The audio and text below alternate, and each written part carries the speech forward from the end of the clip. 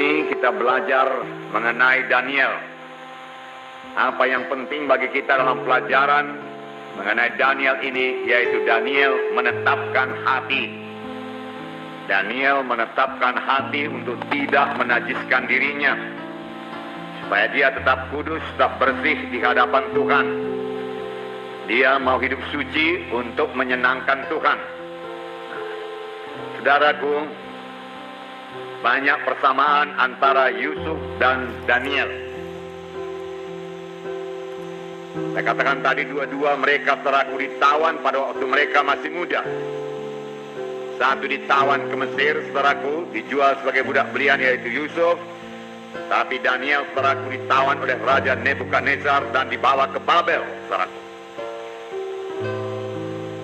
Dua-dua, saudaraku, mendapat perlakuan yang tidak adil.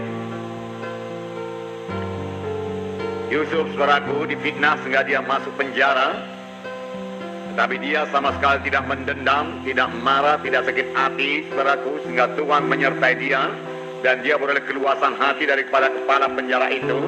Dan itu dipakai Tuhan sebagai batu loncatan kepada dia, saudaraku, untuk sampai kepada panggilan Tuhan, yaitu tempat yang berkuasa, tempat yang mulia. Yusuf demikian. Daniel pun demikian, saudaraku. Dia ditawan ke Babel, masih muda, tidak punya apa-apa, saudaraku. Dan dia juga, saudaraku, diperlakukan tidak adil. Pada waktu dia berdoa, dia ditangkap, saudaraku, dan dimasukkan dalam lubang singa. Tetapi dia tetap dalam perlindungan Tuhan, saudaraku. Nah, ada beberapa perkara lagi, saudaraku, di mana terdapat persamaan antara Yusuf dan Daniel. Yang paling menonjol yaitu mereka keduanya dapat menguasai dirinya, menetapkan hatinya untuk tidak berdosa. Bagaimanapun besarnya godaan datang kepadanya, dia tetap menolak dosa itu, karena dia tahu dosa itu menduka citakan Tuhan, saudara. Saya yakin, saudaraku, dia menolak dosa, menetapkan hati untuk tidak berdosa, bukan terutama takutnya akan akibat dosa itu, tetapi, saudaraku, karena dia tahu dosa itu sangat menduka citakan hati Tuhan. Jadi dia melihat dari segi Tuhan, bukan dari segi dirinya sendiri.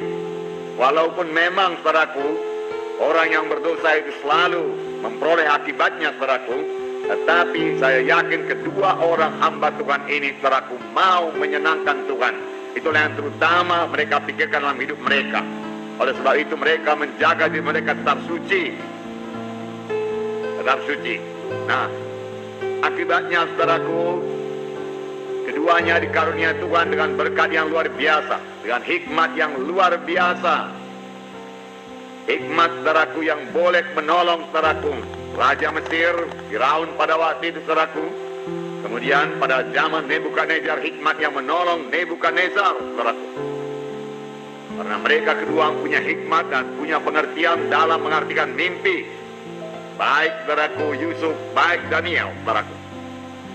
Nah, saudara kekasih dalam nama Yesus, kita belajar mengenai karakter dalam beberapa minggu ini, saudaraku, supaya kita bertambah-tambah dewasa. Tidak cukup kita memiliki urapan saja, saudaraku. Sama sebagaimana Simpson, saudaraku, memiliki urapan, tetapi dia tidak memiliki karakter, yaitu buah Roh Kudus. Dia tidak teguh, dan dia jatuh kepada dosa. Saudara, dia tidak bisa berkata tidak kepada kehendak dagingnya. Dia mengiyakan saja kehendak dagingnya.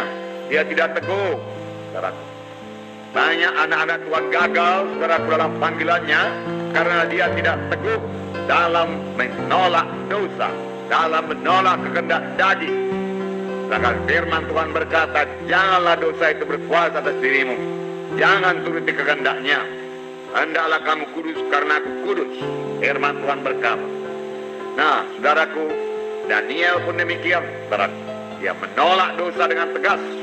Tidak mau menajiskan dirinya dengan makanan yang dipersembahkan raja, yang diberikan raja kepadanya. Walaupun, saudaraku, resikonya besar.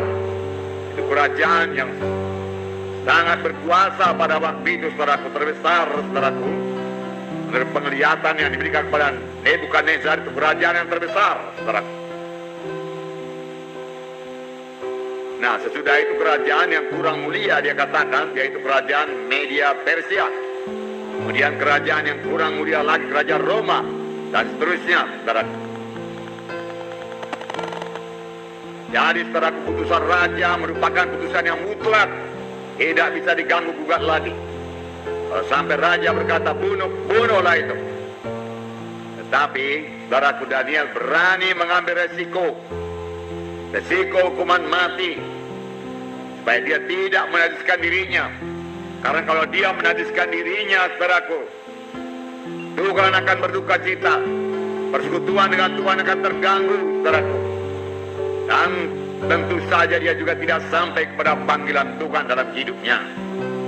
Jadi saudaraku, Daniel juga sudah mempraktekannya, saudaraku. Dia berketetapan hati, teguh hatinya, kuat rohnya, saudaraku. Tidak bisa dibimbangkan, saudaraku.